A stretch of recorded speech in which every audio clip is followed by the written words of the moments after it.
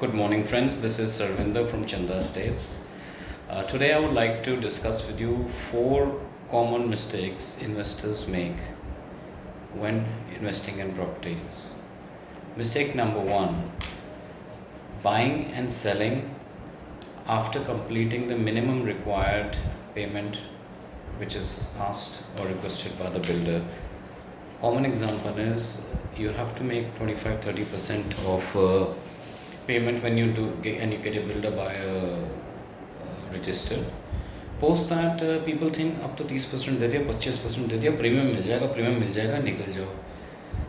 That is actually not the right time to exit the property, because at that time many like-minded people who have invested similarly would also be wanting to get out, so you will not get the best price.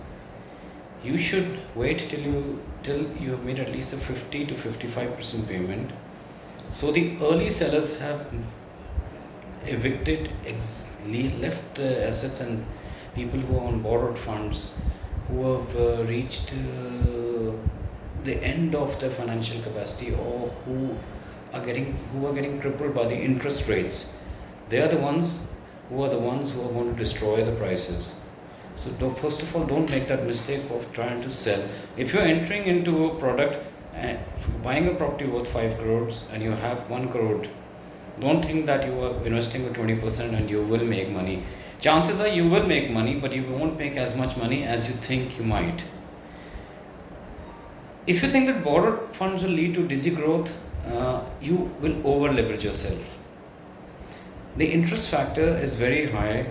Banking loan, it is not like the European or the American industry. Bank loans are still at 8.65, 8.55, varying percentages. These are variable rates. So do take into account that can, if you don't sell the asset in a particular amount of time, you could end up getting stuck with that asset in a very high interest cost.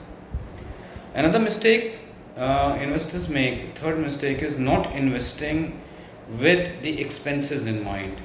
Whenever you buy a property, you are talking about brokerage expenses, you're talking about transfer fees, you're talking about registration costs, which could be as high, registration costs could be as high as 5, 6, 7, 8%. You're talking about the taxes. If you sell, you have to pay short-term capital gains or long-term capital gains.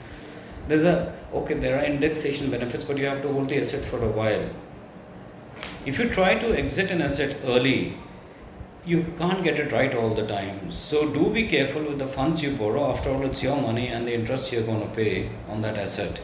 So be very careful and try to be prudent with your spending, and that is why obviously you need people who can guide you properly. Do not follow the trend.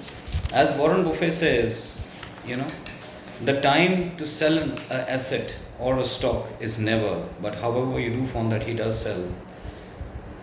Berkshire Hathaway will sell their assets. They will completely exit a portfolio once they think that their time is right. Whenever a fruit is ripe, you sell it, you will maximize your profits.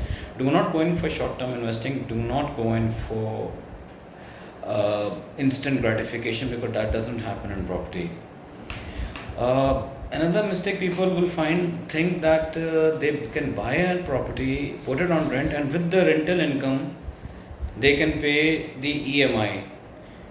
Theoretically, it sounds good, but has anybody ever calculated the ROI on a residential asset? 2.25% की return आती है, और आप bank loan लेना 8% का.